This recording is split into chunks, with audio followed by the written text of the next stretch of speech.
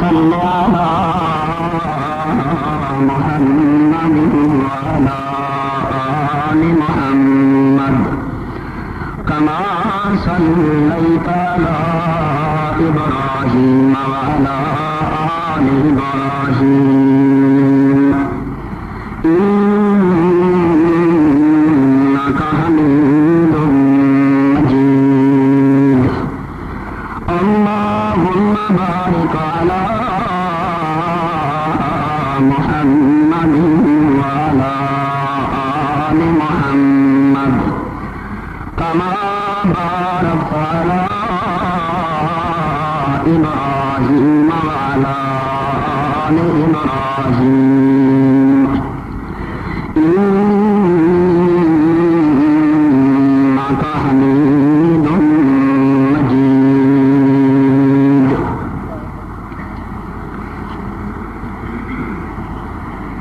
سیرت النبی صلی اللہ تعالی علیہ وسلم کے عنوان سے معنون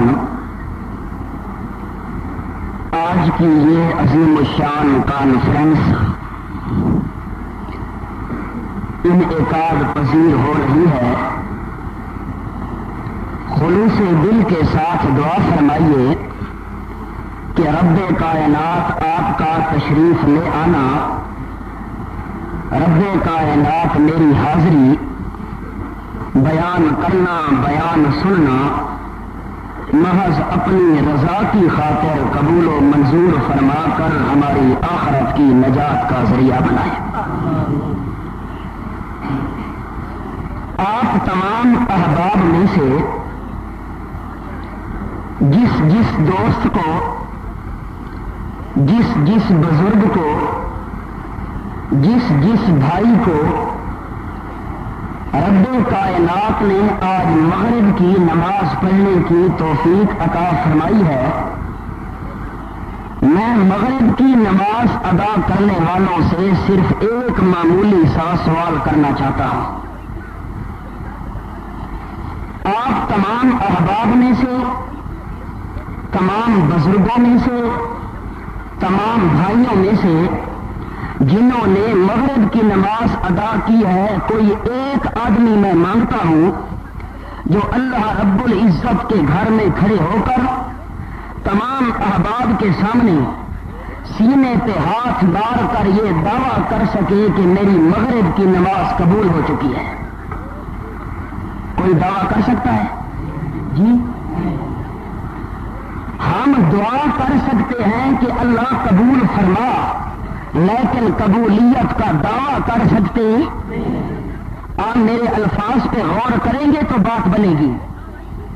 بزرگ جنہوں نے مغرب کی نماز ادا کی ہے وہ بھی دعا کر سکتے ہیں، جن احباب نے مغرب کی نماز ادا کی ہے وہ دعا کر سکتے ہیں، جن نوجوان بھائیوں نے مغرب کی نماز ادا کی ہے وہ دعا کر سکتے ہیں، اور میں بھی رب کائنات کا ایک معمولی بندہ دعا کر سکتا ہوں کہ اللہ جو میں نے مغرب کی نماز ادا کی ہے، ربنا تقبل منا انک انت السمیع العلیم، اللہ قبول تو فرما۔ ہم قبولیت کی دعا تو کر سکتے ہیں پر قبولیت کا دعویٰ کر سکتے ہیں؟ یہ تو میں نے بطور مثال عرض کی ہے مغرب کی نماز۔ اسی طرح ہم نے زندگی میں جتنی بھی نمازیں ادا کی، ہم نے زندگی کے اندر جتنے بھی رمضان میں روزے رکھے، ہم نے زندگی کے اندر جتنے بھی اللہ کے راستے میں صدقے کیے، ہم نے زندگی کے اندر اللہ کریم کے گھروں پہ جتنا بھی خرچ کیا، ہم نے رب کائنات کی رضا کے لیے دینی مدارس کی جتنی خدمت کی، ہم نے خدا کی رضا کے لیے مسافروں کی جتنی خدمت کی، ہم نے خدا کی رضا کے لیے جتنا پڑوسیوں کا خیال رکھا، یہ جتنیاں بھی نیکیاں آپ اپنی گزشتہ زندگی میں کر چکے ہیں یا مجھے اللہ نے توفیق دی، ٹوٹی پھوٹی نیکیاں جو میں کر چکا ہوں، اپنی نیکیوں کے بارے میں میں بھی دعویٰ نہیں کر سکتا، اپنی نیکیوں کے بارے میں آپ بھی دعویٰ نہیں کر سکتے کہ ہماری گزشتہ تمام نیکیاں قبول ہو چکی ہیں۔ ہاں، آپ اپنی نیکیوں کے بارے میں، میں اپنے اعمال کے بارے میں دعا کر سکتا ہوں، اللہ میری زندگی کی نمازیں قبول فرما، اللہ میری زندگی کے روزے قبول فرما، اللہ میری زندگی میں ادا کیا ہوا صدقہ قبول فرما۔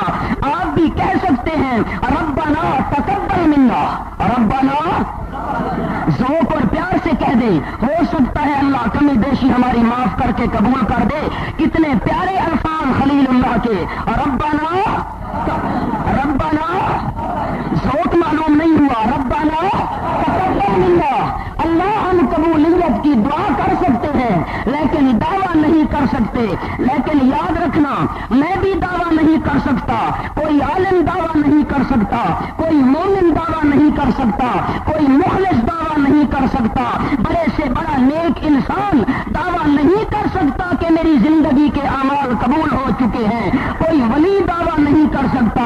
مجھے اجازت دو، علماء کرام کی موجودگی میں کہنا چاہتا ہوں، حضرت سلطان باہو دعویٰ نہیں کر سکتا، مجھے اجازت دو، حضرت علی حجویری دعویٰ نہیں کر سکتا، مجھے اجازت دو، حضرت خواجہ غلام فرید دعویٰ نہیں کر سکتا، مجھے اجازت دو، کائنات کے اندر پیرانے پیر حضرت عبد القادر جیلانی دعویٰ نہیں کر سکتا کہ میری زندگی کے اعمال قبول ہو چکے ہیں۔ لیکن یاد رکھنا میرے اگلے الفاظ، اس کائنات کے اندر امت محمد الرسول اللہ کے اندر ابو بکر صدیق وہ بندہ ہے، فاروق اعظم وہ بندہ ہے، عثمان وہ بندہ ہے، علی وہ بندہ ہے، حسن و حسین وہ افراد ہیں، امیر معاویہ وہ بندہ ہے، حضرت ابو سفیان وہ بندہ ہے۔ نہیں نہیں، مجھے اجازت دو، حضرت بلال حبشی وہ بندہ ہے جو سینے پہ ہاتھ مار کے کہہ سکتا ہے ہمارے اعمال قبول ہی قبول ہیں۔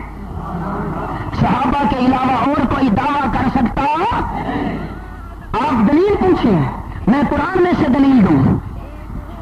آپ میرے ساتھ ساتھ چلیں گے، میں نے بہت لمبا سفر کرنا ہے سیرت النبی کے عنوان پر۔ ہم دعویٰ نہیں کر سکتے، ہم دعا کر سکتے ہیں، پر میرے محبوب کی زیارت کرنے والے دعویٰ کر سکتے ہیں۔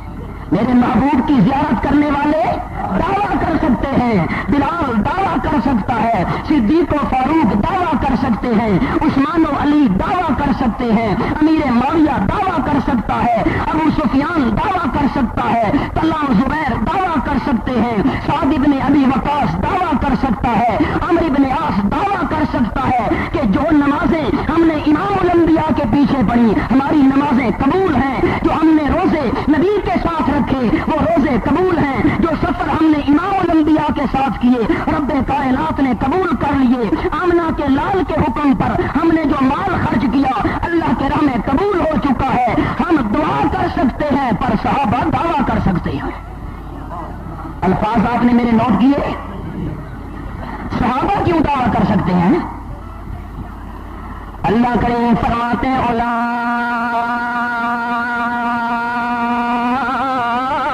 الذین امتحن اللہ،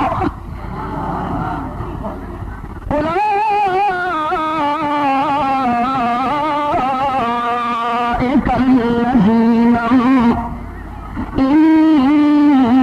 امتحن اللہ قلوبہم للتقوی۔ ہو سکتا ہے میں دعویٰ کروں میرے دل کے اندر تقوی کی دولت موجود ہے، لیکن آپ کو تو میرے دل کے حال کا پتہ، کسی انسان کو دوسرے کے دل کے حال کا پتہ نہیں۔ اگر دل کے حالات جاننے والا ہے تو کون ہے؟ اللہ کریم کے سوا دلوں کے اسرار اور رازوں کا واقف کوئی نہیں۔ رب کائنات فرماتے ہیں قرآن پاک کے اندر انہ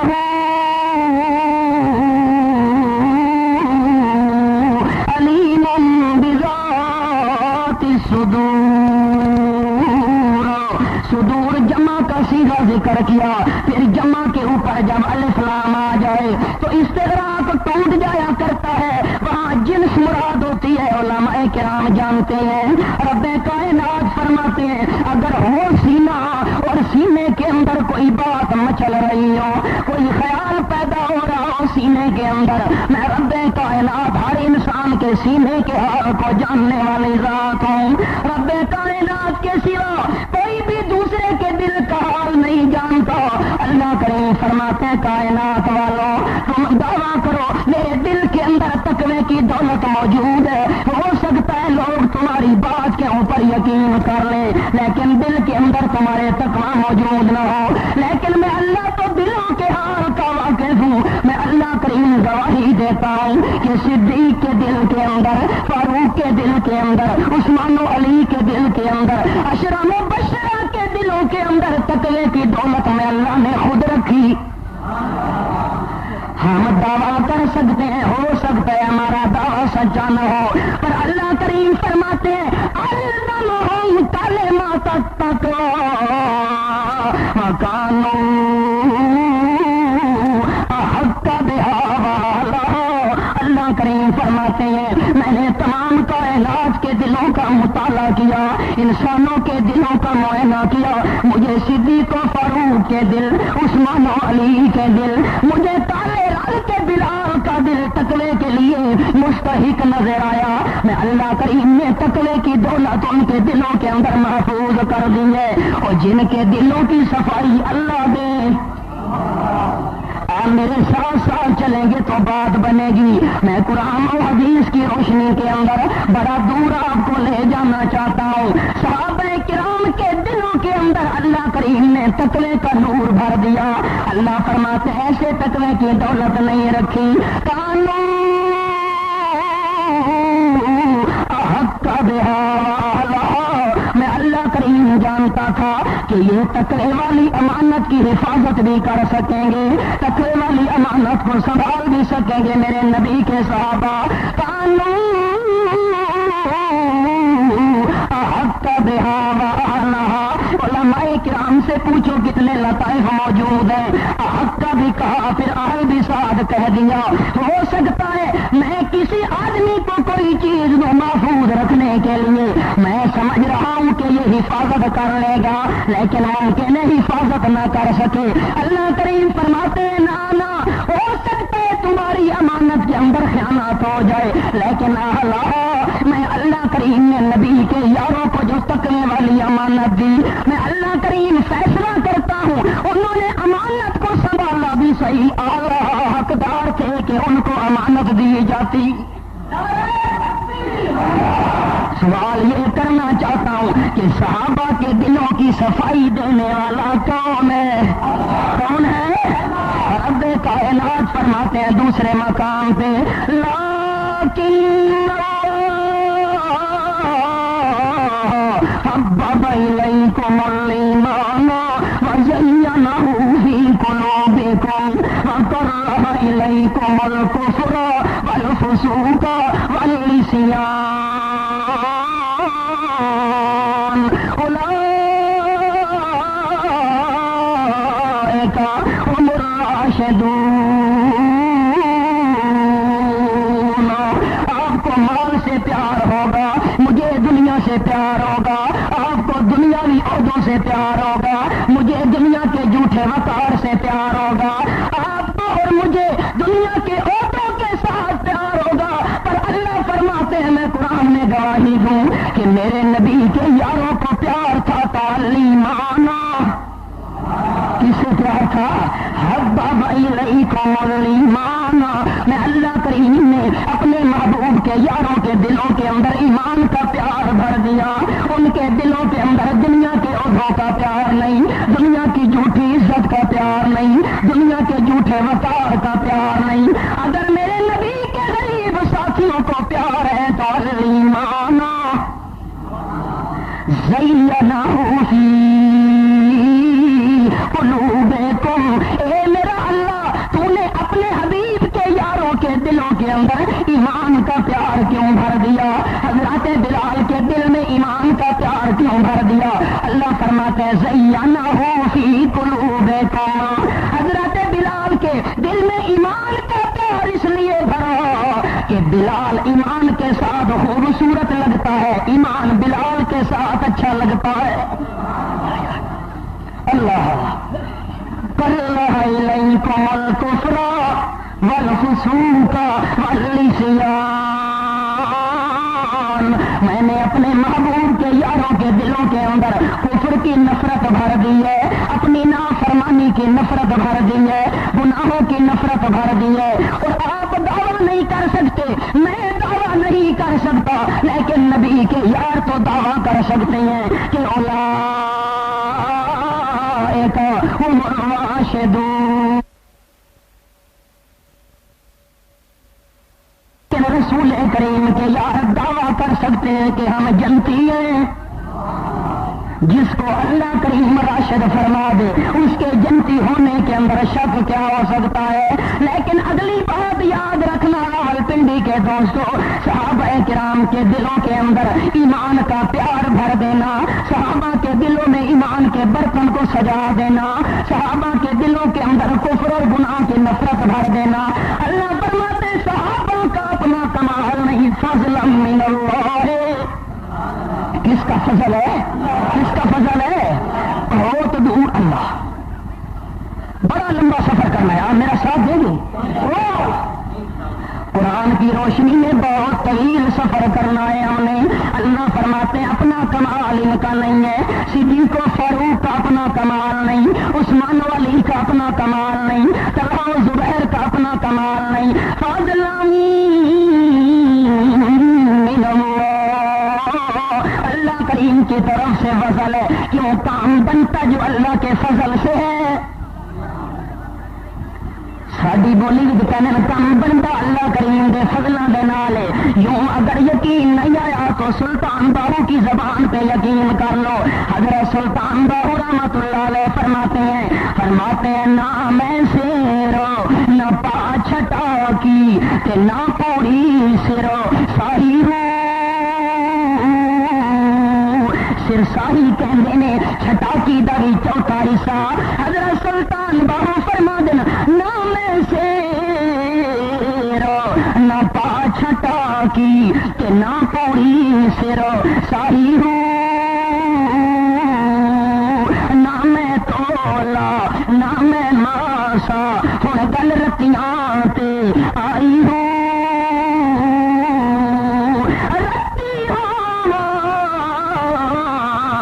رتیاں تلنا تے او بھی پوری نہیں ہوں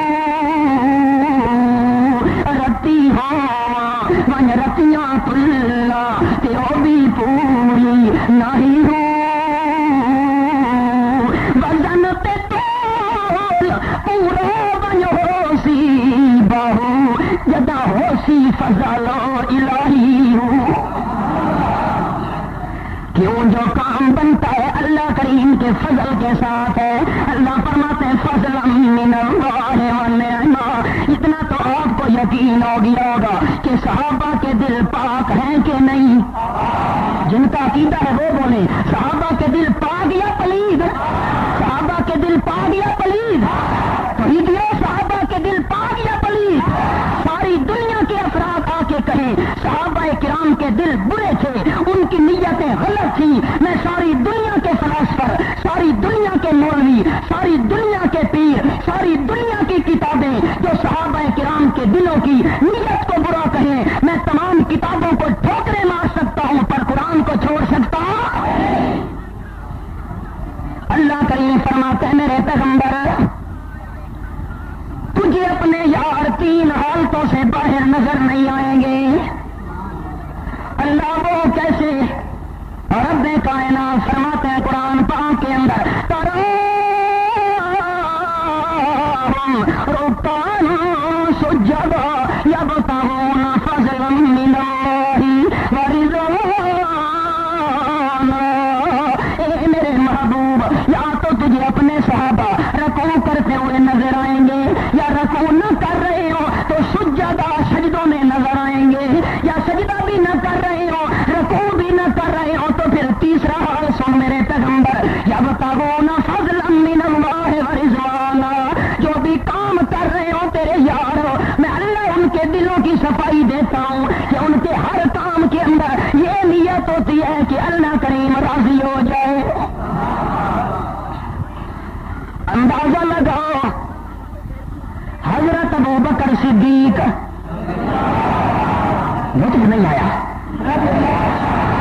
رضی اللہ تعالی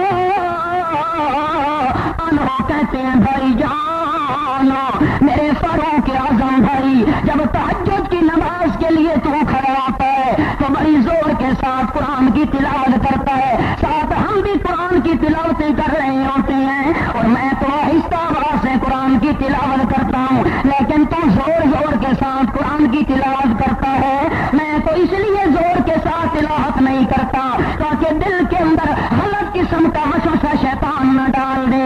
پھر شیطان کہتا ہے نا، ہاں کتنی خوبصورت آواز ہے تیری، اتنا تیرا ترنم کتنا اچھا ہے، تیرا لہجہ کتنا اچھا ہے، تیرا لحن کتنا اچھا ہے۔ شیطان کے وسوسے سے بچنے کے لیے میں تو زور کی تلاوت نہیں کرتا۔ حضرت فاروق اعظم جواب دیتے ہیں، بھائی جان میں تو زور کی تلاوت اس لیے کرتا ہوں تاکہ وسوسہ ڈالنے والا شیطان میرے نزدیک بھی نہ آ سکے۔ جہاں فاروق اعظم جیسا شیر گرج رہا ہو، وہاں شیطان جیسے کتے کو آنے کی ہمت ہو نہیں پڑا کرتی۔ ان کے ظلم اترے دشیطان، رواہ ابو داؤد۔ حضرت فاروق اعظم رضی اللہ تعالیٰ عنہ کہتے ہیں، میں تو اس لیے زور کے ساتھ قرآن کی تلاوتیں کرتا ہوں تاکہ جو اپنے نرم گرم بستروں کے اندر نیند کر رہے ہیں وہ بھی نیند چھوڑ کر اللہ کریم کی عبادت کے لیے مسجد میں آ جائیں۔ اترے دشیطان، شیطان کو بھی بھگا رہا ہوتا ہوں، جہاں میری آواز پڑ جائے وہاں شیطان پلید کو نزدیک آنے کی جرات بھی نہیں پڑا کرتی۔ حضرت صدیق اکبر کہتے ہیں، میں تو آہستہ پڑھوں گا، فاروق کہتے ہیں میں زور سے پڑھوں گا۔ صدیق کی نیت بھی ٹھیک ہے، فاروق کی نیت بھی، اس کے دل کی نیت یہ ہے اللہ کریم راضی ہو جائے۔ فاروق زور سے پڑھے تو دل کی نیت یہ ہے اللہ کریم راضی ہو جائے۔ دونوں کی نیت بھی ٹھیک ہے، مجھے اجازت دو صدیق فاروق کی نیت پہ شک کرنے والا مسلمان جن کے دلوں کی صفائی اللہ کریم دے کہ یبتغون فضلا من اللہ ورضوان، اللہ کریم کی رضا چاہتے ہیں میرے پیغمبر، صحابہ کرام سارے، پھر صدیق و فاروق خاص طور پر اس لیے آہستہ اور زور سے تلاوتیں کرتے ہیں تاکہ اللہ کریم راضی ہو جائے۔ لیکن تسلی صدیق کو بھی نہیں ہوئی، تسلی فاروق اعظم کو بھی نہیں ہوئی۔ صبح دونوں آقا نامدار کی خدمت کے اندر پہنچے، عرض کرتے ہیں آقا دو عالم، ہم ایک فیصلہ کرانے آپ کی خدمت میں آئے ہیں، ہاں جی بات کیا ہے؟ صدیق کہتے میں آہستہ تلاوت کرتا ہوں تاکہ شیطان دل کے اندر وسوسہ نہ ڈال دے۔ فاروق تو بات کر، جی میں زور سے تلاوت کرتا ہوں تاکہ آواز سن کر شیطان نزدیک بھی نہ آ سکے۔ نبی پاک فرماتے صدیق نیت تیری بھی ٹھیک ہے، فاروق نیت تیری بھی ٹھیک ہے، لیکن تمہاری نیتوں پہ کام نہیں بنتا، میری سنت پہ کام بنتا ہے۔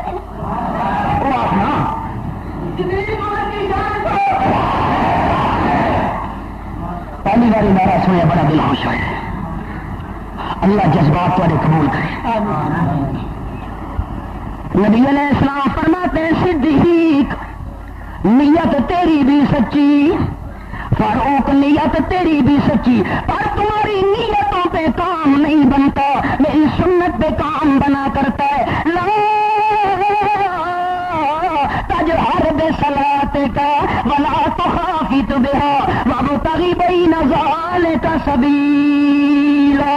فاروق تو تھوڑا آہستہ تلاوت کیا کر، او صدیق تو تھوڑا زور سے تلاوت کیا کر، درمیانی آواز سے تلاوت کیا کرو، تب جا کر صدیق و فاروق کو تسلی ہوئی۔ لیکن آہستہ تلاوت کریں یا زور کی تلاوت کریں، ان کے دل کا ارادہ ہے کہ راضی کون ہو؟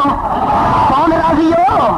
صحابہ کرام کے دل کی نیت ٹھیک ہے، بات اصل میں یہ کر رہا تھا اگر عبادت کرے تو دل کا ارادہ کہ اللہ راضی ہو جائے، اگر بدنی عبادت کرے دل کا ارادہ کہ اللہ راضی ہو جائے، مالی عبادت کرے دل کا ارادہ کہ اللہ کریم راضی ہو جائے۔ رسول کریم پوچھتے ہیں فاروق کو، میں نے جو مال مانگا تھا اللہ کے دین کی مدد کے لیے، ہاں کتنا مال لائے ہو؟ فاروق اعظم عرض کرتے ہیں یا رسول اللہ گھر کا آدھا مال لے کے آیا ہوں۔ اگلی بات بھی ذرا توجہ سے سننا، جس کو تمام چیزوں کے حالات کا پتہ ہو اس کو پوچھنے کی ضرورت ہو، یہ بات بھی صاف ہے۔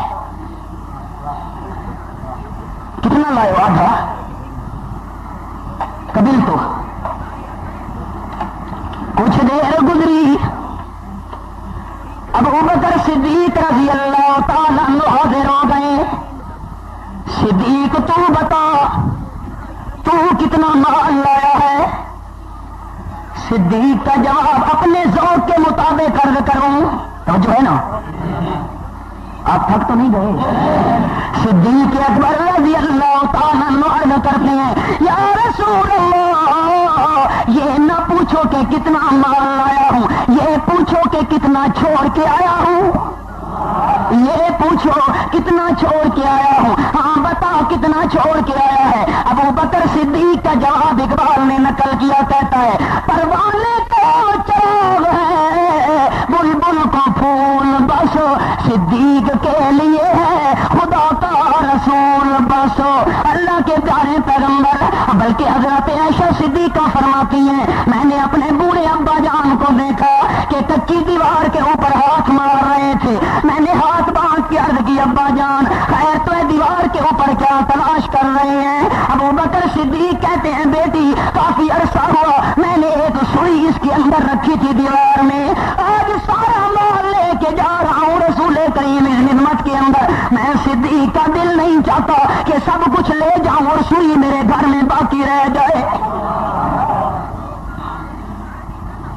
الذمۃ ولا مرہ بعض کتابوں کے اندر ہے، پہلے کہا الذمۃ ولا مرہ کہ صدیق نے اپنا اعلی لباس بازار میں جا کے فروخت کر دیا اور ٹاٹ والا لباس پہن کے آ گئے رسول کریم کی خدمت میں۔ تب پتہ چلا کہ آیا جبریل،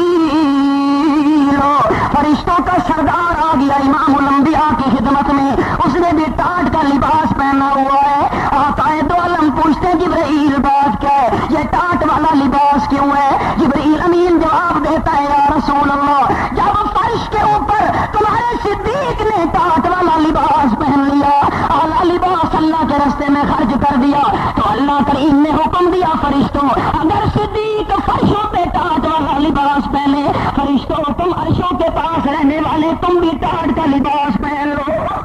دینی کیسٹ حاصل کرنے کے لیے پتہ یاد رکھیے سرحد اسلامی کیسٹ۔ اللہ کریم کی طرف سے پیغام بھی لے کے آیا ہوں، ان اللہ علیک السلام، صدیق اکبر سے کہہ دیجئے یا رسول اللہ صدیق لو اللہ توجہ کرنا، کس موقع پہ بات یاد آ گئی؟ اگر مجھے کوئی آدمی سلام کر دے، پھر امیر آدمی سلام کر دے، پھر دولت والا سلام کر دے، پھر مجھے افسر کوئی سلام کر دے، دنیا کا عہدہ رکھنے والا سلام کر دے، نا نا نا نا، اگر میرے علم کی وجہ سے مجھے ڈی سی سلام کر دے، ایس پی سلام کر دے، وزیر اعظم کی طرف سے سلام آ جائے یا صدر کی طرف سے سلام آ جائے، میں قاضی صاحب کو بھی فخر سے بتاؤں گا، آپ کے سامنے بھی تقریریں کروں گا، یہ مجھے وزیر اعظم کی طرف سے سلام آتے ہیں، مجھے صدر کی طرف سے سلام آتے ہیں، پر صدیق بھی تو شان والا جس کو خدا کی طرف سے سلام آیا، واہ صدیق تیری قسمت۔ جبرائیل کہتا ہے یا رسول اللہ صدیق کو اللہ کریم سلام کہہ رہا ہے اور رب کائنات پوچھتے ہیں، حالانکہ اللہ کریم کو پوچھنے کی کوئی ضرورت نہیں، لیکن اللہ جبرائیل کہتا ہے اللہ کریم صدیق کی زبان سے سننا چاہتا ہے، ہاں جی بات کیا پوچھنی ہے؟ صدیق اکبر سے پوچھو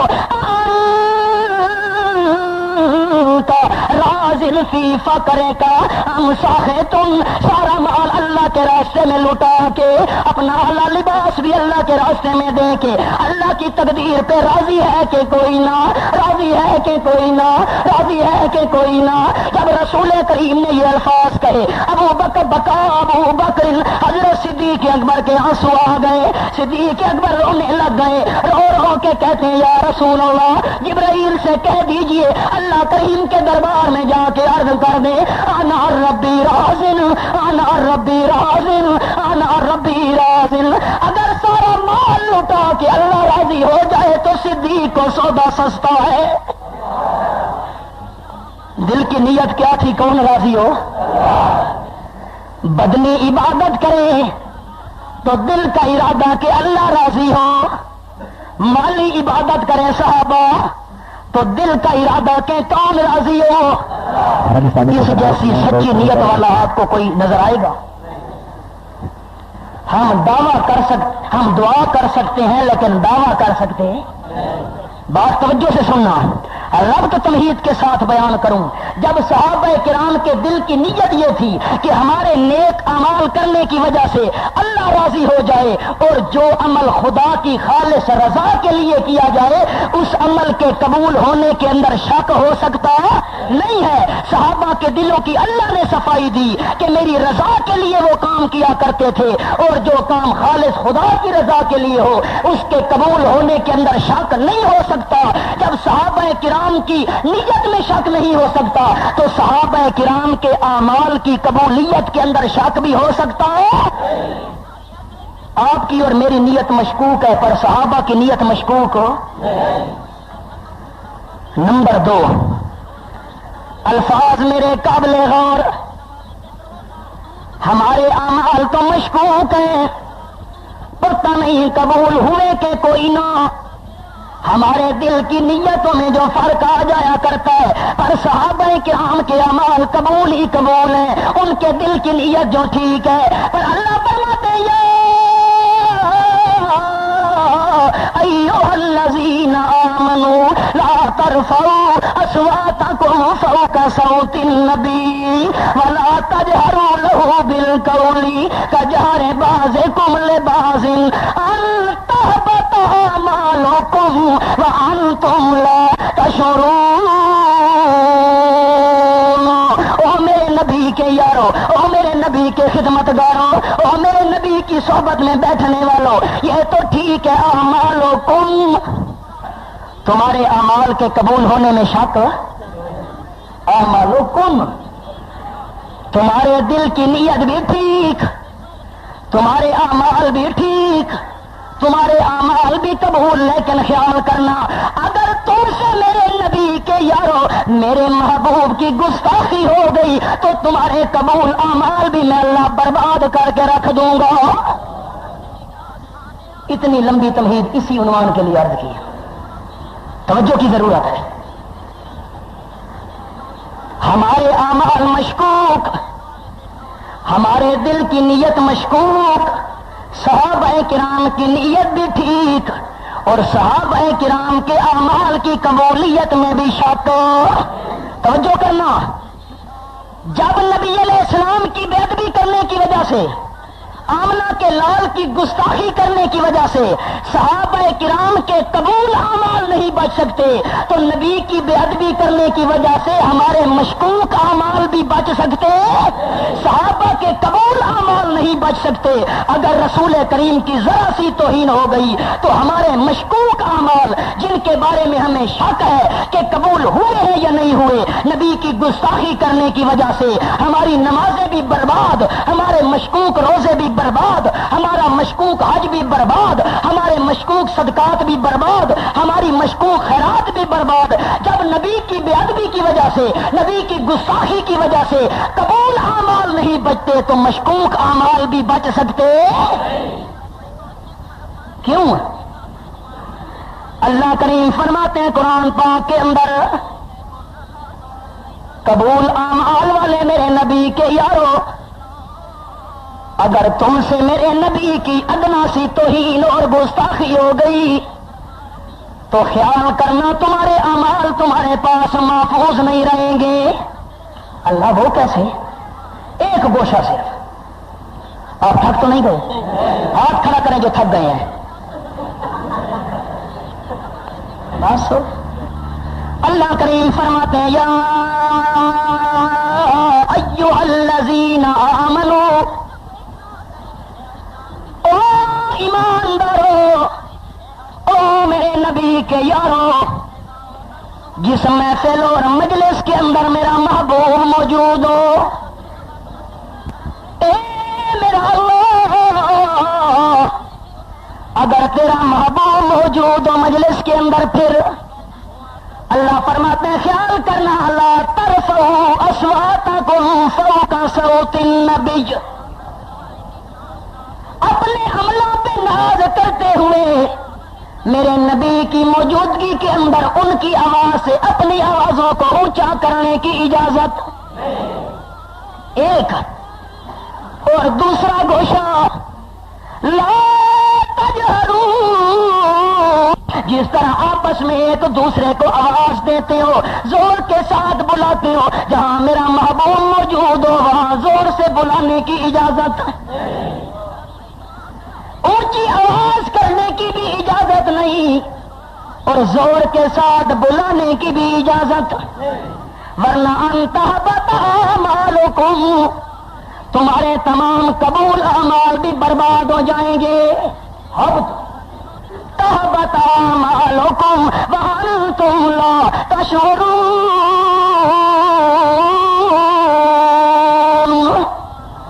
تمہیں پتہ بھی نہیں چلے گا۔ جب قیامت کے میدان میں آیا بندہ، قیامت کے میں نے نہیں مانگا، قیامت کے میدان میں آیا بندہ، پر اللہ کے پاک پیغمبر کا گستاخ بن کے آیا۔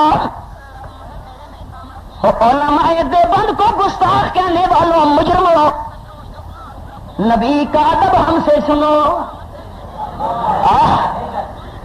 علماء دیوبند کو بے ادب کہنے والوں، ادب محمد الرسول اللہ ہم سے سنو صلی اللہ۔ میں الزام ان کو دیتا تھا، قصور اپنا نکل آیا، دیکھ کر آگے میں پردہ ہٹاؤں گا، خیال کرنا۔ قیامت کے میدان میں آیا بندہ، اللہ کریم فرماتے ہیں فَجَعَلْنَاهُ هَبَاءً مَّنثُورًا، یہ تو سمجھے گا میرے نام اعمال میں بڑے اچھے عمل موجود ہوں گے۔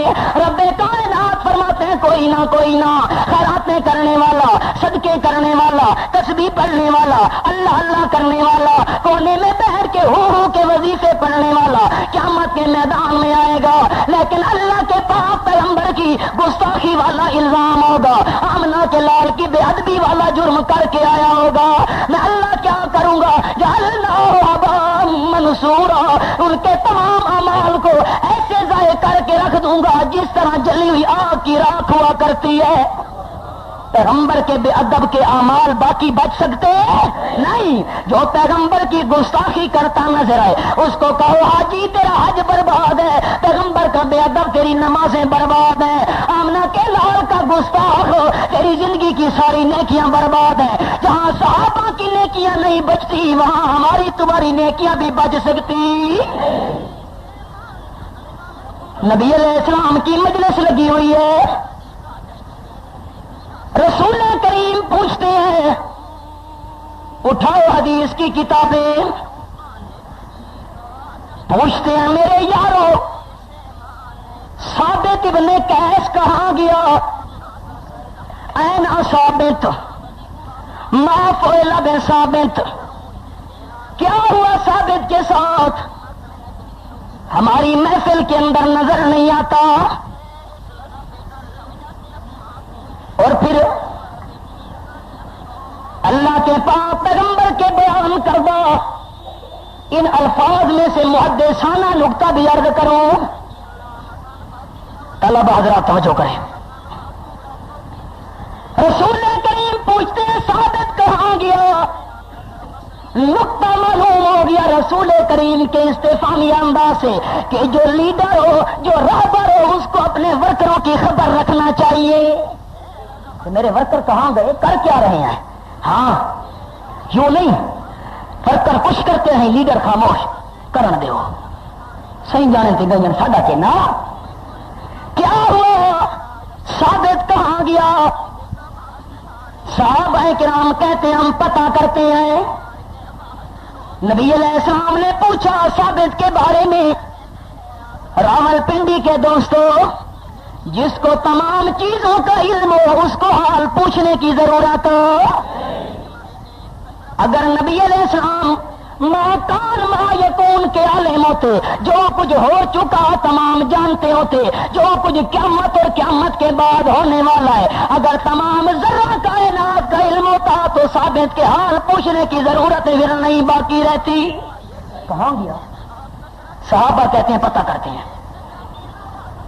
صحابہ کرام گئے، دروازہ کھٹکھٹایا، اور میرا عقیدہ کہ پیرانے پیر ایک نہیں، الفاظ میرے قابل غور، پیرانے پیر عبد القادر جیلانی سب کہہ دو رحمت اللہ تعالی، حضرت سلطان باہو، حضرت علی حجویری، بابا غلام فرید، خواجہ بہاؤالدین زکریا ملتانی، تمام اللہ کے نیک ولی ایک پلڑے کے اندر اکٹھے کر دیے جائیں، پر حضرت بلال کی آنکھ کی شان کا مقابلہ نہیں کر سکتے جس آنکھ کے ساتھ بلال نے آمنہ کے لال کی زیارت کی تھی۔ تمام کائنات کے ولی ایک طرف اکٹھے کر دیے جائیں، پر صحابی کی جوتی کی خاک کی شان کا مقابلہ۔ مسئلہ کڑوا تو نہیں ہو گیا؟ ثابت کیا ہوا تجھے؟ حضرت ثابت رو رہا ہے گھر کے اندر، خیر ہو گئی ثابت تیسرا دن نبی کی مجلس میں نہیں آتا۔ کیا ہوا؟ ثابت کہتا ہے میں تو اللہ کے پیغمبر کی مجلس میں نہیں آؤں گا۔ کیوں؟ وجہ کیا ہوئی؟ ریزن تو بتانا ثابت۔ کہتا ہے اللہ پاک فرماتے ترفعوا اصواتکم فوق صوت النبی، میرے محبوب کی مجلس کے اندر میرے محبوب کی آواز سے اونچی آواز نہ کرنا، اور میرا آواز اونچا ہے، اگر میں آہستہ بات بھی کروں آواز جو میرا اونچا ہوا نبی کی آواز سے بات اونچی ہو جائے گی، پھر تو میرے سارے اعمال برباد ہو جائیں گے۔ میں نے آنا چھوڑ دیا نبی کی مجلس کے اندر تاکہ میرے نیک اعمال برباد نہ ہو جائیں۔ حضرت ثابت کی پریشانی سنی، صحابہ کرام واپس آ گئے۔ نبی علیہ السلام فرماتے ہیں یارو جلدی جاؤ ثابت کو بلا لاؤ۔ ہاں جی ثابت جلدی یا رسول کریم بلا رہے ہیں۔ ثابت دوڑتا ہوا آیا، روتا ہوا آیا، پریشان ہو کے آیا، یا رسول اللہ کیا حکم ہے؟ نبی علیہ السلام فرماتے ہیں ثابت میری مجلس میں بیٹھا کر، بات پوچھنی ہو تو پوچھا کر، گفتگو کرنی ہو تو کیا کر۔ یا رسول اللہ میری آواز جو اونچی ہے، نبی پاک مسکرا کے فرماتے ہیں کوئی بات نہیں ہے، آواز اگر تیری اونچی ہے تو کیا ہوا، تیری آواز اونچی بنانے والا کون ہے؟ تو جان بوجھ کے تو آواز اونچی نہیں کرتا۔ یہ جو اللہ نے فرمایا کہ میرے پیغمبر کی آواز سے اونچی آواز نہ کرنا، یہ ان لوگوں کے بارے میں ہے جو جان بوجھ کر آواز کو اونچا کیا کرتے ہیں، اور تیرا قصور نہیں، تیری آواز یہ اونچی بنائی خود اللہ کریم نے ہے۔ تب ثابت کو تسلی ہوئی، اللہ کریم کے پاک پیغمبر کے اوپر جب قرآن کی یہ آیت نازل ہوئی، اٹھاؤ بخاری شریف علماء سے پوچھو، حضرت ابو بکر صدیق اور فاروق اعظم رضی اللہ تعالیٰ عنہما نبی علیہ السلام کے ساتھ جب بات کیا کرتے تھے اتنا آہستہ حتیٰ یستفہمہ، نبی علیہ السلام پوچھا کرتے تھے صدیق کیا کہہ رہا ہے، فاروق کیا بات کر رہا ہے، وہ دوبارہ کہتے تھے، نبی پاک پھر پوچھتے تھے، وہ سہبارہ کہتے تھے، نبی پاک پھر پوچھتے تھے۔ ابو بکر رو کے کہتے ہیں یا رسول اللہ زور سے نہیں بولتا، ایسا نہ ہو آپ کی آواز سے آواز میری اونچی ہو جائے، میری زندگی کی ساری نیکیاں برباد نہ ہو جائیں۔ اللہ جو فرماتے ہیں لا ترفعوا اصواتکم فوق صوت النبی، میرا محبوب جہاں موجود ہو ادب کرنا میرے پیغمبر کا، اگر بے ادبی کی آواز اونچی ہو گئی تو اعمال تمہارے بچ سکتے۔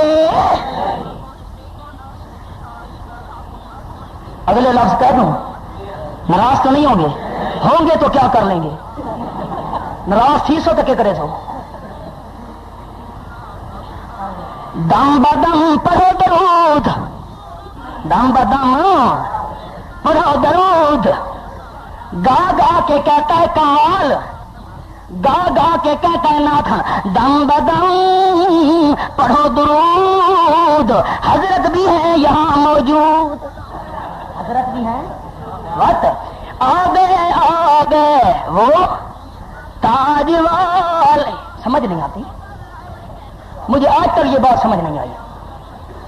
ادھر تو کہتے ہیں دم بدم پڑھو درود، حضرت بھی ہے یہاں موجود، پھر کہتے ہیں آ گئے، جو موجود ہو اس کو تو آنے کی ضرورت، سمجھ نہیں آتی۔ میں جب آپ کے سامنے موجود ہوں بیان کر رہا ہوں، پھر مجھے آنے کی ضرورت، جو موجود ہو اس کو آنے کی ضرورت نہیں پڑا کرتی. کہتے ہیں دم بدم پڑھو درود، حضرت بھی ہیں یہاں موجود. دوسرا کمال اٹھا، آگے آ گئے وہ تاج والے، آگے آ گئے معراج والے، آگے آ گئے راج والے. تیسرا کمال اٹھا، کہتا ہے سنا ہے آپ ہر عاشق کے گھر تشریف لاتے ہیں. سبحان اللہ نہیں استغفر اللہ، کیا آخنا ہے؟ نبی علیہ السلام کی دعا نے نا سنا ہے آپ، ہاں کہتے ہیں سنا ہے آپ ہر عاشق کے گھر تشریف لاتے ہیں، میرے گھر میں بھی ہو جائے اجالا یا رسول اللہ. کہتے ہیں نبی پاک عاشقوں کے گھر آیا کرتے ہیں. ادھر کہتے ہیں دم بدم پڑھو درود، حضرت بھی ہے یہاں موجود، اور جو ہر جگہ موجود ہو اس کو تشریف لانے کی ضرورت.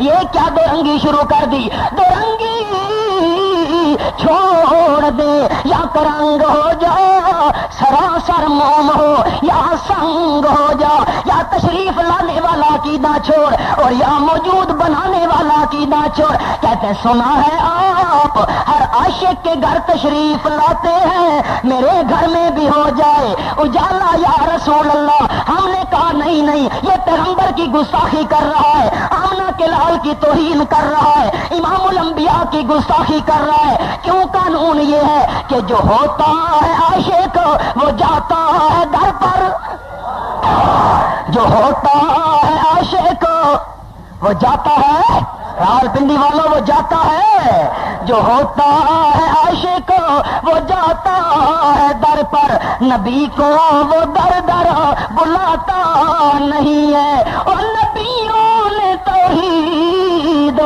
سکھلائی آ کر، نبیوں نے توحید سکھلائی آ کر، جسم اپنا پتھروں سے زخمی کرا کر. وہ کہتے تھے لوگوں پڑھو لا الہ، وہ کہتے تھے لوگوں پڑھو لا الہ. خدا کے سوا کوئی داتا نہیں ہے، خدا کے سوا کوئی داتا نہیں ہے. جو ہوتا ہے عاشق وہ جاتا ہے در پر، نبی کو وہ در در بشر ہو کے عرشوں تو جا کوئی نہیں سکتا. صدقے صدقے توجہ ہے، بشر ہو کے عرشاں جا کوئی نہیں سکتا، اتھا چپ دی جائے الا کوئی نہیں سکتا. سریکی دے لفظ نہیں، علامہ دا معنی ہوتا ہے بولنا. بشر ہو کے عرشاں تے جا کوئی نہیں سکتا، اتھا چپ دی جائے الا کوئی نہیں سکتا. لیا کے اندر میں تقریر کرنے کے لیے گیا، رات کا وقت تھا، تقریر جب کی رات کو ہم سو گئے. صبح کی جب نماز کا وقت ہوا، اذان دی. ایک بوڑھے نے اذان دینے کے بعد کہنے لگا ہن ساری دنیا سہ گئی ہے، تو عرشاں تے آ جا چپ کر کے. کی کہنے لگا؟ ہن ساری دنیا سہ گئی ہے. اللہ کریم فرمایا محبوب ہن ساری دنیا سو گئی ہے، تو عرشاں تے آ جا. پتہ یاد رکھیں اسلامی کے ساتھ کسی کو پتہ نہ چلے، کیونکہ اگر پتہ چل گیا نا دیو بندیوں کو تو انہوں نے کہنا ہے جو آئے اور جائے وہ ہر جگہ موجود ہوتا. اس لیے کہتے ہیں ہن ساری دنیا سو گئی ہے. ساری انہوں پتہ کوئی نہیں بھائی میں شعیب خان جاگدا ہے کہ ہن ساری دنیا سو گئی ہے، تو عرش تے آ جا چپ کر کے. پھر کہتے ہیں بشر ہو کے عرشاں تے جا کوئی نہیں سکتا، اتھا چپ دی جائے الا کوئی نہیں سکتا. آئے توحیدی میدان کے اندر ہم نے واضح طور پہ اعلان کر دیا نہیں نہیں، جو بشر ہو کے عرشاں تے جاوے محمد صلی اللہ ہم نے نعرہ لگا دیا بشر ہو کے عرشاں تے جاوے محمد، اتھا کہہ دی جا نہیں صلی علی محمد صلی اللہ. بات چھڑی تھی دم بدم پڑھو درود. حضرت بھی ہیں یہاں موجود. پھر سپیکر کھول لیا صلی علی نبینا. صلی علی نبی بھی موجود ہے اور آواز اونچی کی کہ نہیں؟ بات سمجھے بات. اللہ نے قرآن پاک میں کہا جہاں میرا پیغمبر موجود ہو آواز اونچی کرنے کی اجازت ہو. اگر یہ عقیدہ رکھا کہ دم بدم پڑھو درود حضرت بھی ہیں یہاں موجود پھر اونچی آواز سے صلاۃ پڑھی تو ساری باتیں برباد ہیں. اگر نبی کی موجودگی کا عقیدہ رکھا اور تقریریں خود شروع کر دی ساری زندگی کے اعمال برباد ہیں. اگر نبی کی موجودگی کا عقیدہ رکھا پھر وعظ خود شروع کر دیا صلاتیں خود شروع کر دی تلاوتیں خود شروع کر دی زور زور سے تو یہ پیغمبر کی گستاخی ہے کہ کوئی نہ. ہمارے تو اعمال بحمداللہ محفوظ ہیں کہ ہم ہر جگہ نبی کو موجود مانتے نہیں. اور میرے الفاظ یاد رکھنا راول پنڈی والوں جو خدا ہر جگہ پہ اس خدا کی مسجدیں بھی ہر جگہ پہ اس خدا کی مسجدیں بھی ہر جگہ پہ جو خدا ہر جگہ پہ اس کے گھر بھی ہر جگہ پہ اور جو محمد ایک جگہ پہ اس کا روزہ بھی ایک جگہ پہ. جواب دو مجھے مطمئن مجھے کرو. اگر پیغمبر کو موجود مانو گے ہر جگہ اپنی زندگی کے اعمال کی فکر کرو پھر تم سے بڑا گستاخ کائنات کے اندر کوئی نہیں. جہاں میرا محبوب موجود ہو وہاں اونچی آواز سے بات کرنا اونچی آواز سے قرات کرنا اونچی آواز سے تلاوت کرنا اونچی آواز سے سلام پڑھنا اونچی آواز سے صلات کہنا اونچی آواز سے تقریر کرنا اس سے بڑھ کر میرے محبوب کی گستاخی کوئی نہیں. اس سے بڑھ کر بے ادبی کوئی نہیں. یا تو موجود ہونے والا عقیدہ چھوڑو پھر یا سٹیج چھوڑو یا ممبر چھوڑو یا صلاتیں چھوڑو یا سلام چھوڑو یا من گھڑت درود چھوڑو.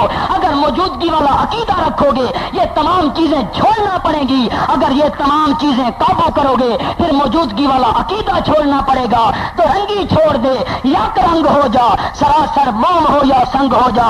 رب کائنات اللہ کے پاک پیغمبر کو کہتا ہے محبوب اگر تیری گستاخی تیرے صحابہ کریں ان کے اعمال نہیں بچتے پیغمبر کی گستاخی کرنے سے دوسری امتیوں کے بھی اعمال بچ سکتے نہیں ہیں. ایک گوشہ عرض کر دیا قرآن کی روشنی میں سوچو پیغمبر کا گستاخ کون ہے اور پیغمبر کا عاشق کون ہے. میں یاد دے کے جا رہا ہوں ایک عنوان پہ بات کی پیغمبر کی موجودگی میں اونچی آواز کرنے کی اجازت ہو نہیں ہے. پھر دیکھنا عقیدہ کس کا ہے موجودگی کا اونچی آواز کون کر رہا ہے. ایک معیار دے دیا آگے پرکھنا آپ کا کام ہے. اللہ الفاظ قبول کرے. ربنا تقبل منا انك انت السميع العليم وتب علينا انك انت التواب الرحيم وصلى الله تعالى على خير خلقه محمد وآله وصحبه اجمعين برحمتك يا رب.